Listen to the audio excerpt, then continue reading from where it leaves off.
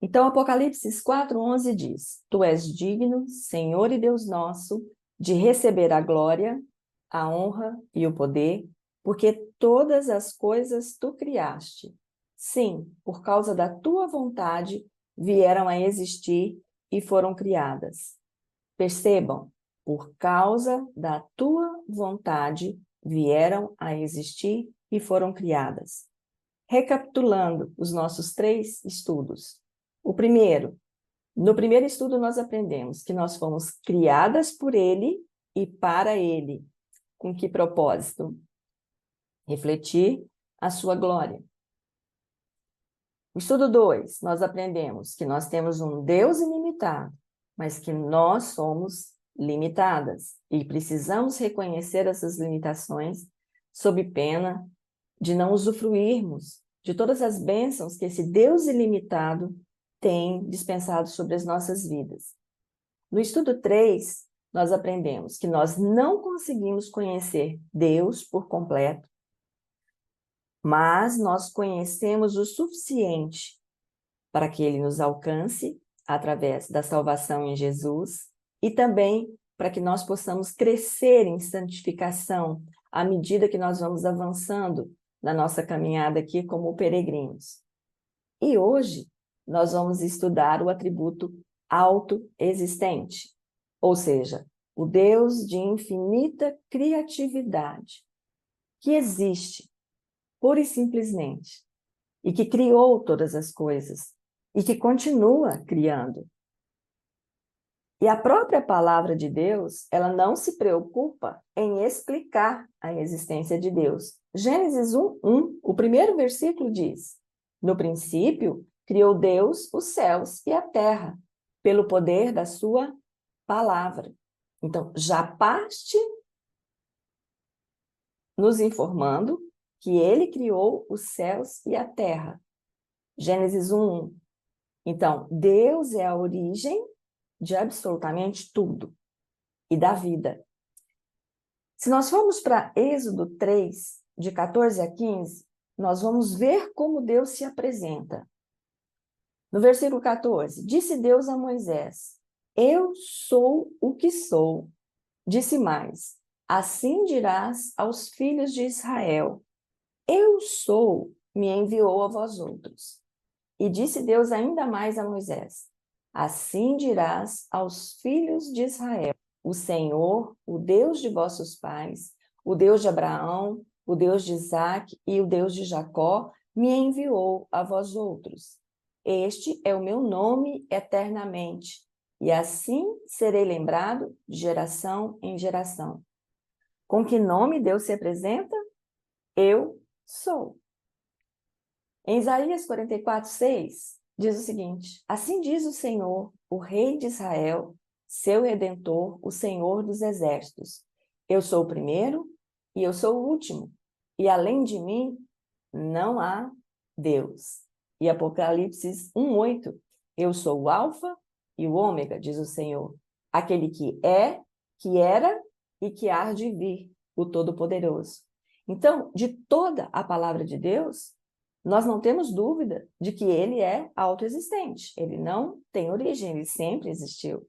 A existência é um atributo da própria natureza do Senhor. Ele simplesmente é. E a palavra de Deus diz isso. Ao contrário, nós não criamos absolutamente nada.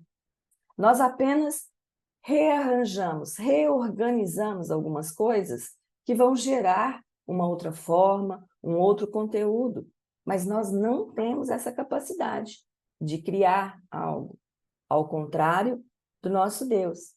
Então, num primeiro momento, nós vemos Deus se apresentando: Eu sou. E quando nós olhamos o belíssimo discurso de Paulo no Areópago, nós não vamos ler aqui, porque é um trecho razoável, né? Mas eu vou passar para vocês no resumo, para que vocês gastem tempo nele. Mas ele diz, durante esse discurso, que Deus não é servido por mãos humanas, nem habita em santuários feitos por mãos humanas. E destacando desse trecho, o versículo 28, que diz o seguinte: pois nele vivemos e nos movemos, e existimos, como alguns dos nossos poetas têm dito, porque dele também somos geração, fomos criados por ele. Então, toda a palavra de Deus é clara e exata e absoluta em dizer que Deus é quem é, o eu sou. Mas nós, muitas vezes, usurpamos esse atributo do Senhor e dizemos: eu sou, eu posso, eu faço.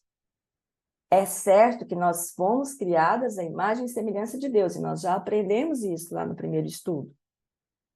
E nós fomos colocados, homem e mulher, foram colocados no jardim para cuidar do jardim, para nutrir a vida que já havia sido gerada pelo Senhor. E o nosso propósito continua sendo o mesmo. Nós estamos aqui para cuidar daquilo que Ele coloca nas nossas mãos. Não importa o que seja, não importa que sejam coisas, não importa que sejam pessoas. Nós temos uma família porque o Senhor nos deu, e o nosso propósito é cuidar dessa família, cuidar desse filho, cuidar deste esposo. Mas a nossa inclinação natural, desde a queda, né, ao invés de vermos todas essas coisas como algo ou alguém confiado a nós pelo Senhor para cuidarmos, nós passamos a ver essas coisas e essas pessoas como objetos de adoração. E quando essa adoração é desordenada, quando ela é desviada do objeto que deveria ser o alvo único da nossa adoração, que é o Senhor, isso se torna idolatria. Então, toda adoração desordenada, voltada para outra coisa ou pessoa que não o Senhor, é idolatria. Então, a própria criação não deve ser objeto de adoração. Está aqui para que nós possamos cuidar. E nós, às vezes, transitamos entre duas posições. Ou nós idolatramos as pessoas, ou nós usamos para os nossos interesses e descartamos como se fossem realmente descartáveis, consumíveis. E não é isso que a palavra do Senhor nos ensina. Então, o primeiro ponto, Deus se apresenta como eu sou. E só Ele é quem é. Mas nós usurpamos, baseados nesse mito, né, de que nós criamos alguma coisa, nós criamos nossos filhos, nós criamos a nossa família, nós conquistamos o nosso emprego, nós conquistamos o topo da carreira, né? Isso é um mito. Nós confundimos mordomia, serviço, daquilo que Deus coloca nas nossas mãos para cuidarmos, para zelarmos, nós confundimos isso com propriedade, como alvo da nossa propriedade e da nossa adoração. Daniel 4, de 29 a 30, é uma passagem triste, é uma história triste de um rei que tem um complexo de Deus no primeiro momento e ele sofre as consequências disso. Daniel 4, 29 a 30 diz o seguinte: ao cabo de 12 meses, passeando sobre o palácio real da cidade da Babilônia, falou o rei e disse, o rei Nabucodonosor, não é esta a grande Babilônia que eu edifiquei para a casa real, com meu grandioso poder e para a glória da minha majestade? Prestem atenção na arrogância desmedida do que é dito. Eu edifiquei com meu grandioso poder e para a glória da minha majestade.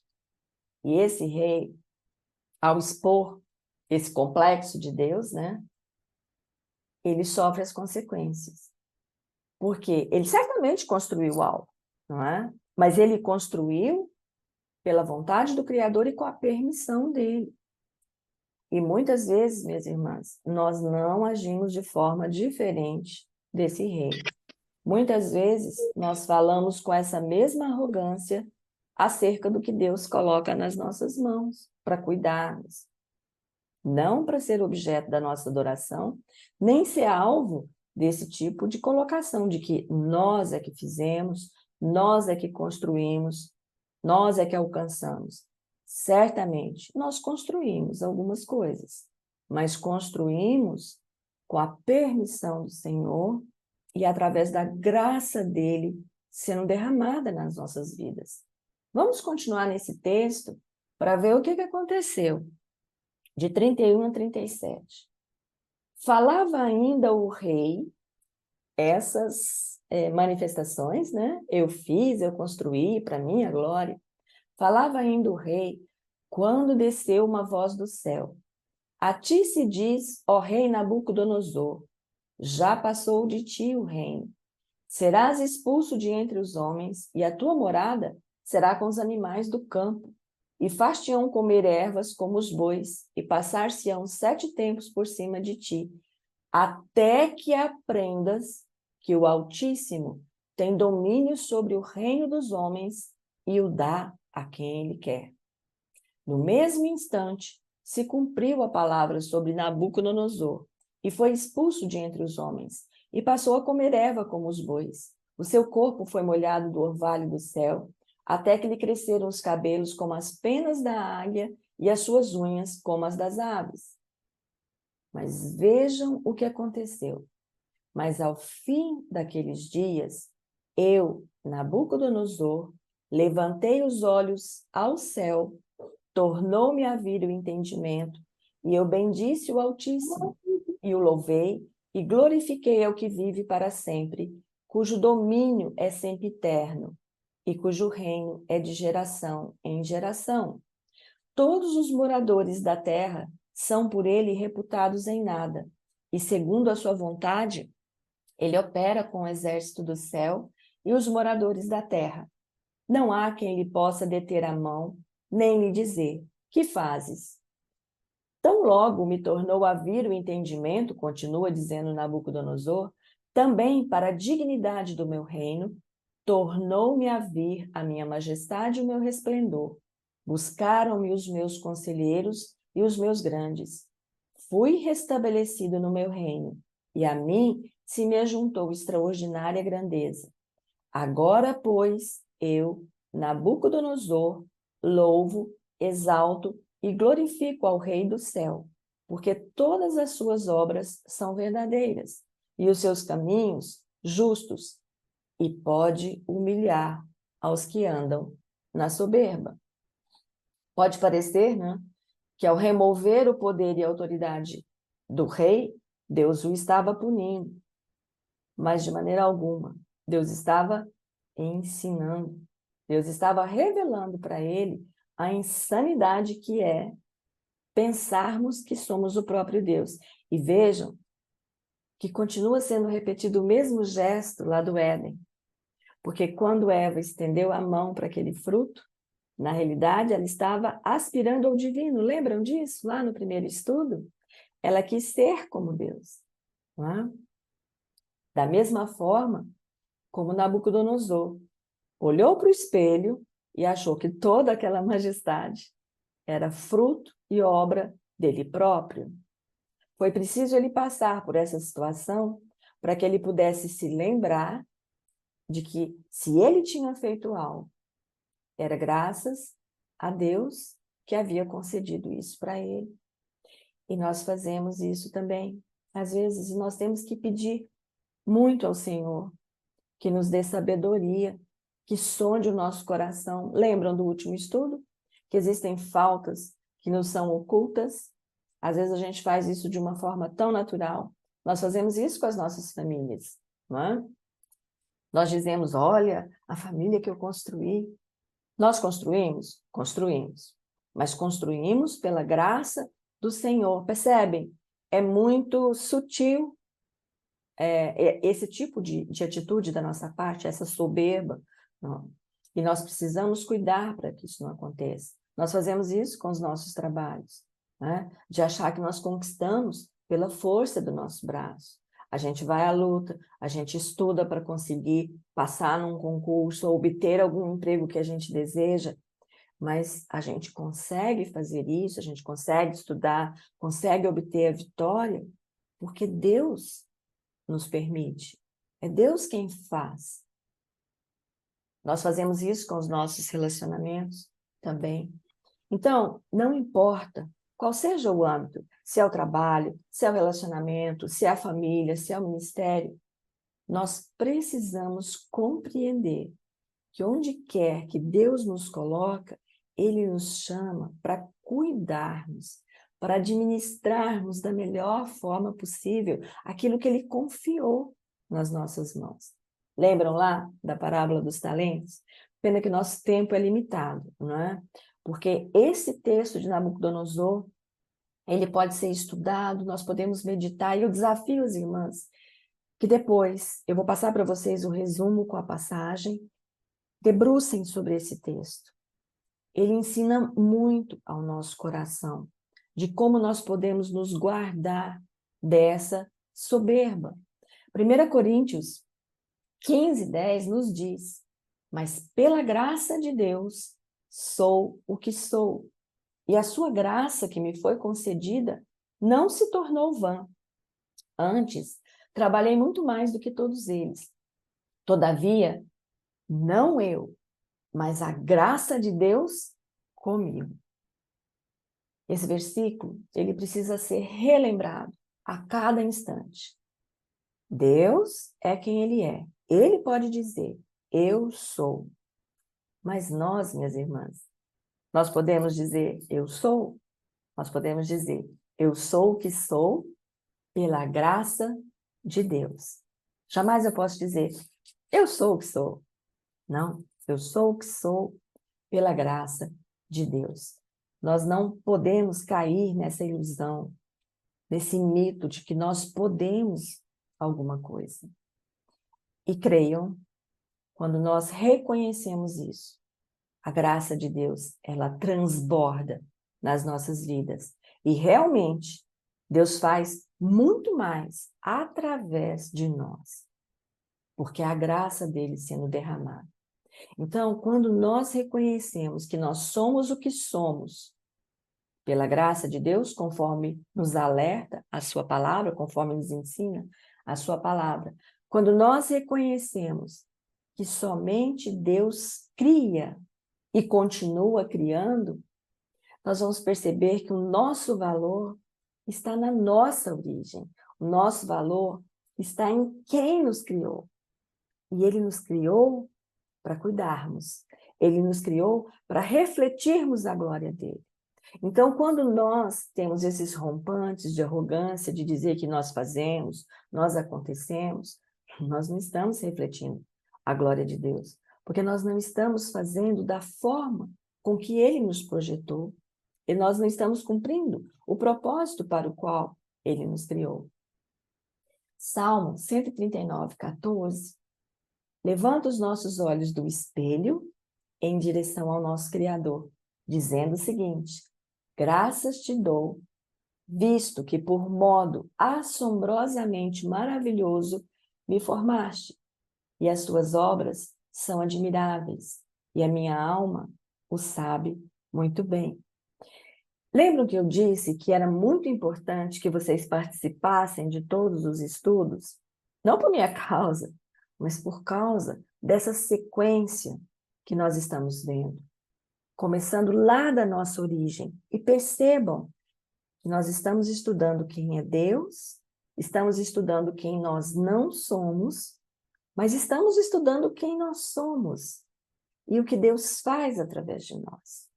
E vejam que a todo instante nós voltamos para Gênesis 1.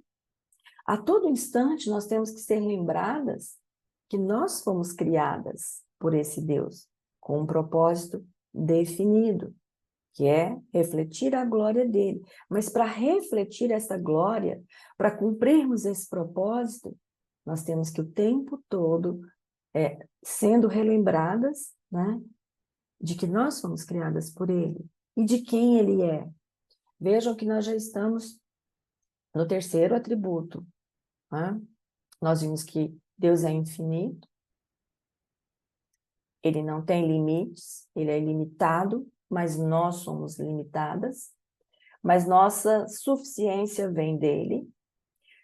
No segundo momento, nós vimos que Deus é incompreensível, ou seja, não consigo conhecer Deus por completo, mas Ele se dá a conhecer pela sua palavra, pela criação, o suficiente para que eu possa ser salva, para que eu possa caminhar nesse processo de santificação. E essa fonte de conhecimento, ela é inesgotável. E eu preciso estudar a palavra para saber quem é esse Deus o tempo todo, até que a minha caminhada aqui termine e eu passe para o lado de lá da eternidade.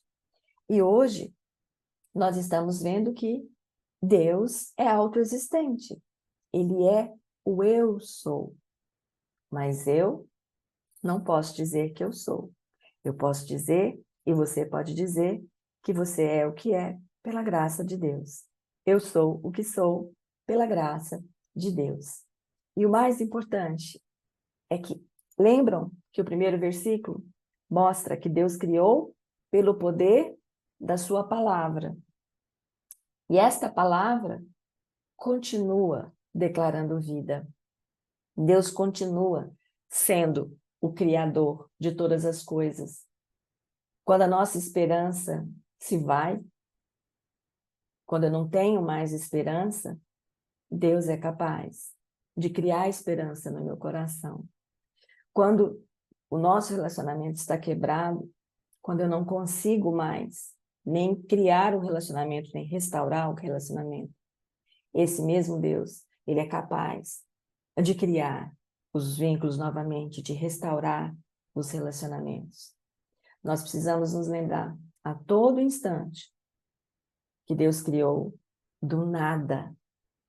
Ele simplesmente criou, ele determinou e foi criado.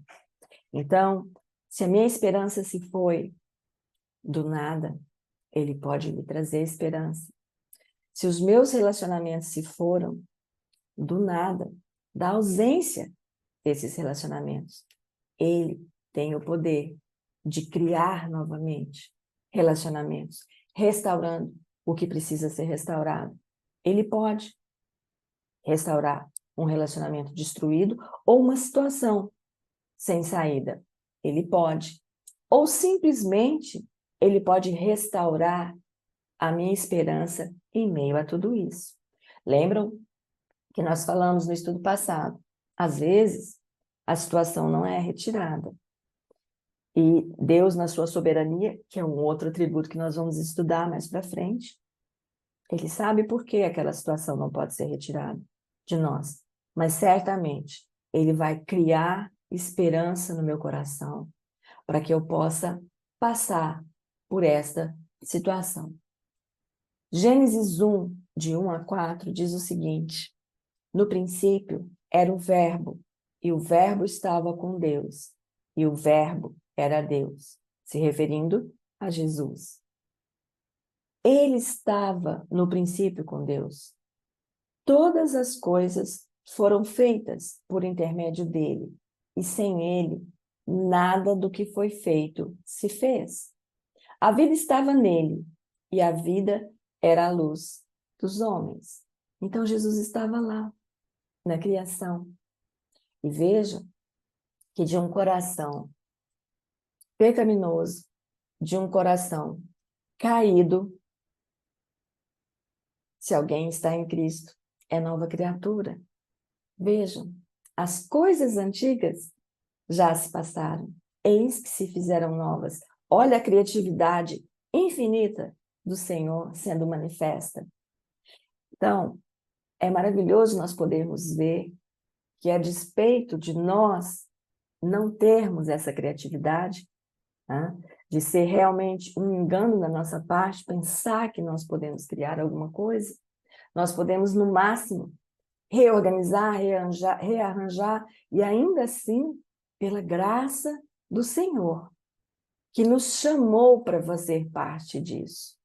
Ele poderia fazer sozinho, ele poderia continuar fazendo sozinho, mas ele nos chama Ele nos coloca, como colocou lá, Adão e Eva, no jardim, para cuidar de tudo aquilo que ele havia criado. É um privilégio, minhas irmãs. Um privilégio nós podemos usufruir disso, de sermos mordomos, de sermos cuidadores de tudo que Deus tem colocado nas nossas vidas. Mas nós precisamos pedir muito ao Senhor que abra os nossos olhos para que nós não sejamos enganadas por esse mito, para que a cada instante nós reconheçamos que os filhos que ele nos deu para cuidar. Os filhos são dele, não são nossos. Ele apenas nos deu para cuidarmos da melhor forma possível. Tá? E nós precisamos da suficiência dele para isso. O trabalho que ele nos deu não pode ser alvo de orgulho, de arrogância, como nós vimos lá com Nabucodonosor. Né? Nós não podemos olhar para a janela e olha, tudo isso que eu fiz, tudo isso que eu construí. Não, nós precisamos nos colocar de joelho e reconhecermos que tudo que nós temos, bens, família, esposo, filhos, amigos, irmãos, ministérios, casa, tudo, absolutamente tudo, foi nos dado para cuidarmos. E quando nós cuidamos como bons mordomos, nós estamos refletindo a glória do Senhor através deste cuidado, através deste zelo com as coisas que e as pessoas também, né, que ele tem confiado a nós. Então, a minha oração, minhas irmãs, é que cada uma de nós, a começar por mim, possamos tirar os olhos do espelho, parar de olhar, né, para o que nós achamos que nós fazemos e nós somos, e reconhecermos cada vez mais que se somos algo, nós somos graças ao Senhor. Nós somos o que somos, pela graça do Senhor. Então, vamos recapitular? O Senhor pode dizer, e diz, eu sou. É um dos nomes dele. Eu sou. Nós não podemos dizer isso, como Nabucodonosor, mas nós podemos dizer, eu sou o que sou, pela graça do Senhor. E lembrar sempre que a mesma palavra que criou todas as coisas, inclusive a nós, continua criando esperança onde não há mais, continua criando relacionamentos, restaurando vidas, criando, inclusive, um coração regenerado, quando nós aceitamos ao Senhor Jesus como Senhor das nossas vidas. Que Ele possa nos abençoar através desses ensinamentos. E eu desafio as irmãs a novamente olharem esse texto de Daniel sobre o rei Nabucodonosor. E que nós peçamos a Deus a cada dia para não sermos arrogantes dessa forma. Deus abençoe cada um de vocês. Eu vou interromper a gravação.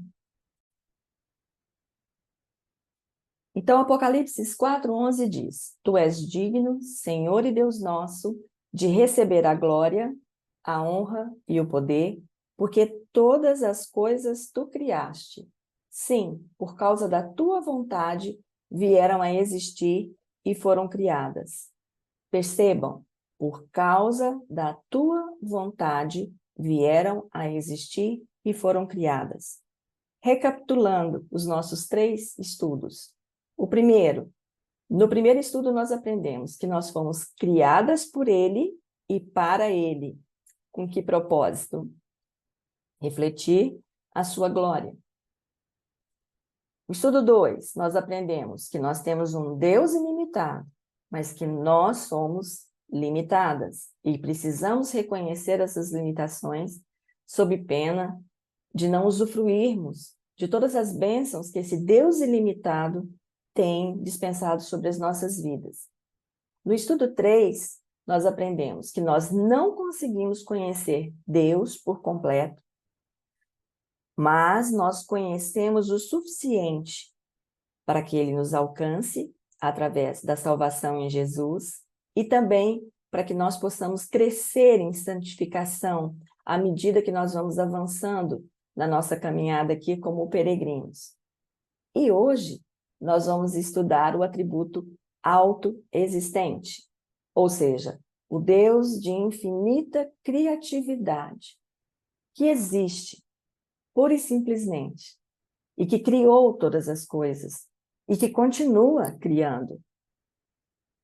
E a própria palavra de Deus, ela não se preocupa em explicar a existência de Deus. Gênesis 1:1, o primeiro versículo diz: no princípio, criou Deus os céus e a terra, pelo poder da sua palavra.